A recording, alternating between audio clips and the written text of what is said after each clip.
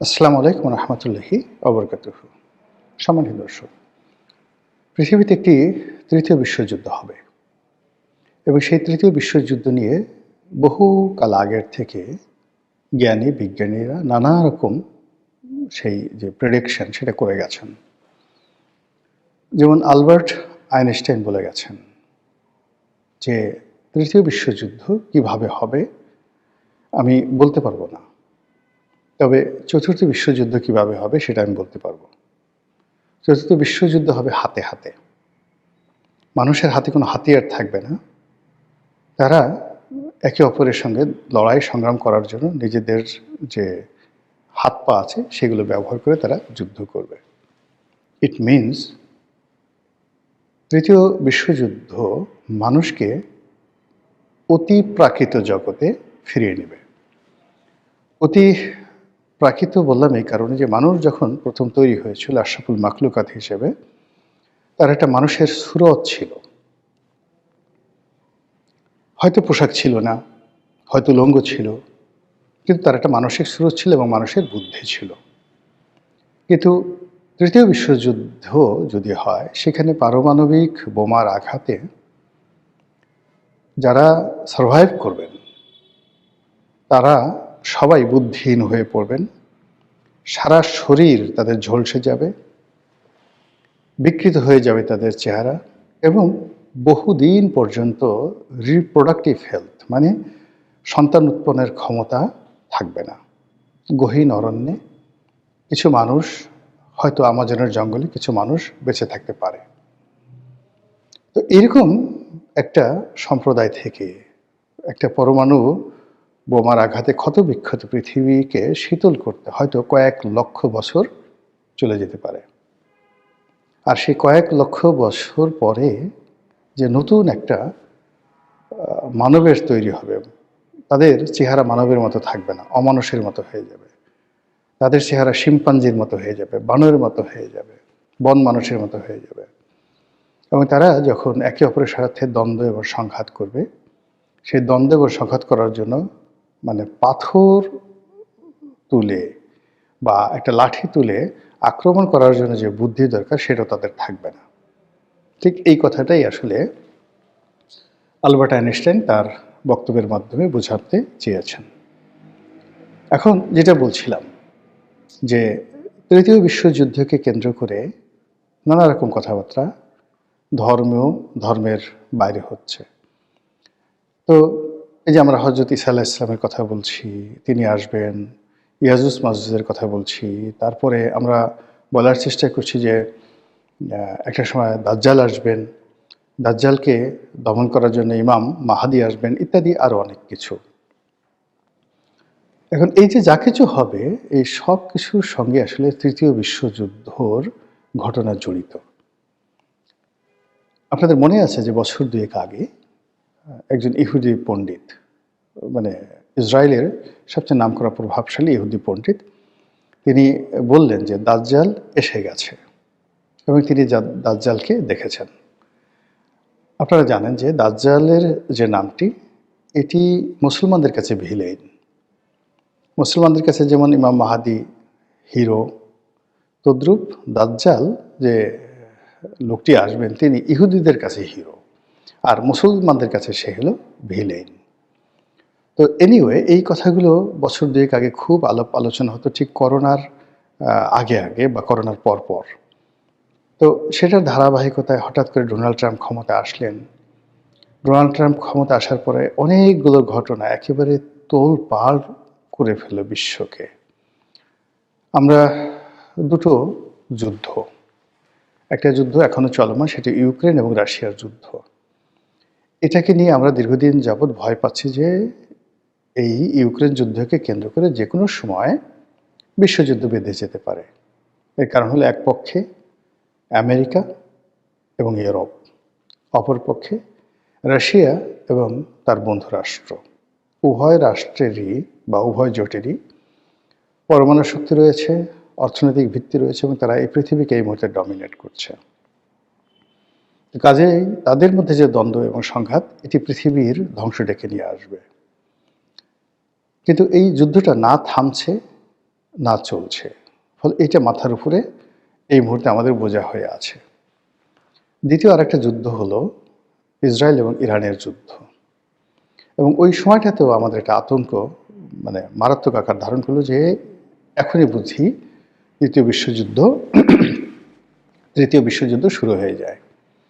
এর কারণ হলো যে পারস্য যে পরাশক্তি, হাজার হাজার বছর ধরে তারা পৃথিবীকে ডমিনেট করছে, বহু যুদ্ধে জয়লাভ করার এবং বহু যুদ্ধের বিপরীতে সার্ভাইভ করার যে অভিজ্ঞতা, সেটা কেবলমাত্র পারস্য জাতি রয়েছে। এত দীর্ঘ ধারাবাহিক লড়াই সংগ্রাম এবং সার্ভাইভ করার ক্ষমতা পারস্য জাতি ছাড়া অন্য কোনো জাতিগোষ্ঠীর নেই। কাজেই সেই পারস্যের সঙ্গে যখন ইসরায়েলের যুদ্ধ হলো, তখন আমরা ইতিহাস বিবেচনা করার চেষ্টা করলাম। এর কারণ হলো ইসরায়েল নামক যে রাষ্ট্রটি, বনী ইসরায়েলদের যে রাষ্ট্রটি, এটি বহুবার গঠিত হয়েছে আর বহুবার তারা পরাজিত হয়েছে। এমনও হয়েছে যে এই জেরুজালেম থেকে হজরত দাউদ আলাইহিসসালাম, হজরত সুলাইমান আলাইহিসসালাম, তো তাদের মতো সম্রাট এখানে শাসন করেছেন। এর বাইরে আরও বহু রাজা বাদশাহ নবী রাসূল এই বনী ইসরায়েল জাতিকে সমৃদ্ধ করেছে। তো এই ইতিহাস আপনি কবে থেকে ধরবেন? হজরত মুসা আলাইহিস সালাম থেকে ধরেন। হজরত মুসা আলাইহিস সালামের জমানা কবে ছিল? আজ থেকে ৩৪০০ বছর আগে। তো এই ৩৪০০ বছর আগের থেকে না, ঠিক হজরত মুসা আলাইহিস সালাম না, হজরত ইউসুফ আলাইহিস সালাম থেকে ধরেন। হজরত ইউসুফ আলাইহিস সালাম যদি ধরেন, তা প্রায় ৪০০০ বছরের ইতিহাস। তো এই ৪০০০ বছরে তারা বহুবার রাষ্ট্র গঠন করেছে, সাম্রাজ্য গঠন করেছে, পৃথিবী ডমিনেট করেছে, আর বহুবার একেবারে রাজ্য ছাড়া হয়ে সারা পৃথিবীতে তছনছ করেছে, এবং মাঝে মধ্যে এমনও কর্ম করেছে যে আল্লাহ তাদেরকে একেবারে মাটি চাপা দিয়ে মেরে ফেলেছেন, এই দুর্ধর্ষ জাতিটিকে। তো কাজেই পারস্যের সাথে ইসরায়েলের যে যুদ্ধ, সেই যুদ্ধে পারস্য জিতবে এবং ইসরায়েল পরাজিত হবে, এটাই ইতিহাস বলে। যদি ইসরায়েলি জাতির ইতিহাস আপনি দেখেন, তো সেই যুদ্ধটা মিস্টার ডোনাল্ড ট্রাম্পের হস্তক্ষেপে রাতারাতি বন্ধ হয়ে গেল। কিন্তু এখন যে অবস্থা হচ্ছে, তিনটি ঘটনা, এই মুহূর্তে 4টি ঘটনা। প্রথম ঘটনা হলো ভেনেজুয়েলার প্রেসিডেন্ট, তাকে ধরে নিয়ে আসা হয়েছে মিস্টার মাদুরো এবং তার স্ত্রী সহ আমেরিকা, এবং বিচার চলছে। এটি নিয়ে পুরো ল্যাটিন আমেরিকা উত্তাল, এবং ভেনেজুয়েলা এটাকে খুব সহজভাবে নেয়নি। তারা আমেরিকার সৈন্যদের সাথে যুদ্ধ করার জন্য প্রস্তুতি নিয়ে বসে আছে। এবং দক্ষিণ আফ্রিকা, আপনি দেখেছেন যে দক্ষিণ আমেরিকা, অর্থাৎ আমেরিকা বলতে আমরা যেটা বোঝাই ইউনাইটেড স্টেটস অফ আমেরিকা, এটা হলো উত্তর আমেরিকা, আর এর বাইরে দক্ষিণ আমেরিকার যে বিশাল ভূখণ্ড, সেখানে কতগুলো যে দেশ আছে, কিউবা আছে, বলিভিয়া আছে, ব্রাজিল আছে, আর্জেন্টিনা আছে, চিলি আছে, সান্তিয়াগো আছে, আর কত দেশ যে আছে এখানে, ছোট বড় অসংখ্য দেশ আছে। তো তারা সবাই এই আমেরিকার এই আগ্রাসনকে কোনো অবস্থাতে মেনে নেয়নি। এমনকি কানাডাও নয়, এমনকি ইংল্যান্ডও নয়। ফলে এটা নিয়ে একটা দড়ি টানাটানি হচ্ছে। এটা শেষ হতে না হতেই মিস্টার ডোনাল্ড ট্রাম্প তিনি ইউরোপে অশান্তি তৈরি করার জন্য সেই একটা প্রস্তাব দিয়েছেন, এবং সেখানে তিনি একটা যুদ্ধ করতে চাচ্ছেন ডেনমার্কের সঙ্গে। ডেনমার্ক ছোট রাষ্ট্র, কিন্তু যেহেতু ন্যাটোভুক্ত রাষ্ট্র, ইউরোপের সকল রাষ্ট্র ডেনমার্কের পাশে দাঁড়াবে যদি আমেরিকা সেখানে আক্রমণ করে। ডেনমার্কের অধীনে থাকা একটি দ্বীপ, সেই গ্রিনল্যান্ড, সেই দ্বীপটি দখল করতে চাচ্ছে আমেরিকা। এর কারণ হলো এখানে অতি প্রাকৃত এবং বহু মূল্যবান দুষ্প্রাপ্য খনিজ সম্পদ গিজ গিজ গিজ গিজ করছে। শত শত ট্রিলিয়ন ডলারের, পৃথিবীর সবচেয়ে দামি খনিজ পদার্থগুলো। আপনি চিন্তা করুন যে যদি আপনি ভেনেজুয়েলার তেলের কথা চিন্তা করেন, বলা হচ্ছে ভেনেজুয়েলাতে যত তেল আছে এটার মূল্য হলো 21 ট্রিলিয়ন ডলার। তো গ্রিনল্যান্ডে শত শত ট্রিলিয়ন ডলারের খনিজ সম্পদ আছে। এখন সেটা ডোনাল্ড ট্রাম্প দখল করে নেবে। এটা নিয়ে ইউরোপের সাথে গণ্ডগোল। এর বাইরে ভারতের সাথে সম্পর্ক নষ্ট করে ফেলেছে। মধ্যে একটি সম্পর্ক করার চেষ্টা করেছিল, সেই সম্পর্কটা নষ্ট করে ফেলেছে। ভারতের উপরে 500% ট্যাক্স আরোপ করেছে এবং নরেন্দ্র মোদীকে খোঁটা দিয়ে যে সকল কথাবার্তা মিস্টার ট্রাম্প বলেছেন, এটা রীতিমতো পাগলামো।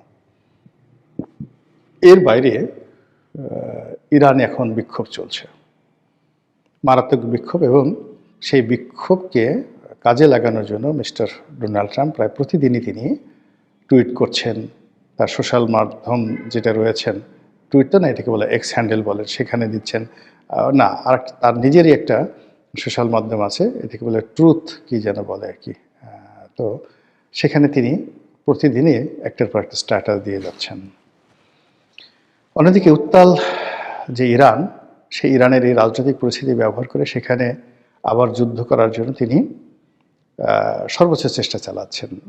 সত্য মিথ্যে জানি না, সামাজিক মাধ্যমে দেখেছি যে তার বড় বড় যুদ্ধ জাহাজগুলি ইতিমধ্যে পারস্য উপসাগরের কাছাকাছি চলে গেছে। তারপর আকাশপথে আক্রমণ করার জন্য বহু সংখ্যক বিমান সেই পারস্যের কাছাকাছি যে সকল মার্কিন বিমান ঘাঁটি রয়েছে সেখানে চলে গেছে। আর স্বপ্ন দেখছে আমেরিকা যে আয়াতুল্লাহ আলী খামেনি যিনি আছেন ধর্মীয় নেতা, তাকে মাদুরের মতো ইরান থেকে ধরে এনে আমেরিকাতে বিচার করার। তো এই যে কাজগুলো মিস্টার ডোনাল্ড ট্রাম্প করছেন, এটা যদি সত্যিকার অর্থে তিনি বাস্তবায়ন করার চেষ্টা করেন, তাহলে এই যে আমরা যে ভয়ঙ্কর একটা তৃতীয় বিশ্বযুদ্ধ, এই তৃতীয় বিশ্বযুদ্ধের কবলে আমরা পড়তে যাচ্ছি। আর তৃতীয় বিশ্বযুদ্ধ সেটা ইউরোপে হোক, মধ্যপ্রাচ্যে হোক, পারস্যে হোক, শুরুটা যেখানে হোক না কেন, ওটার বায়ু বাংলাদেশে আসবেই। আপনাদের মনে আছে যে একবার চেরনোবিলে একটি পরমাণু যে বিদ্যুৎ কেন্দ্র, পরমাণু বিদ্যুৎ কেন্দ্র, সেটা দুর্ঘটনা ঘটেছিল। তার ফলে সে পুরো ইউরোপ সেই পরমাণু ছড়িয়ে পড়েছিল, এবং তাদের পুরো ইউরোপের যে খাদ্য সামগ্রী, সেগুলো আমাদের বাংলাদেশের জন্য আমরা যেগুলো আইটেম বিদেশ থেকে ইম্পোর্ট করি, সেগুলো মানে পরমাণু আক্রান্ত হয়ে পড়েছিল। তো এই যে এখন যে যুদ্ধ, সেই যুদ্ধ, সেটা তৃতীয় বিশ্বযুদ্ধ হোক, ইউক্রেন যুদ্ধ হোক, ইসরায়েল ইরান যুদ্ধ হোক, ভেনেজুয়েলা আমেরিকা যুদ্ধ হোক, আমেরিকা ইরান যুদ্ধ হোক, আমরা এই যুদ্ধের মধ্যে অটোমেটিক্যালি জড়িয়ে পড়ব। ফলে কি আর করা, দোয়া করা ছাড়া, আল্লাহর কাছে পানাহ চাওয়া ছাড়া আমি তার নতুন কিছু দেখছি না।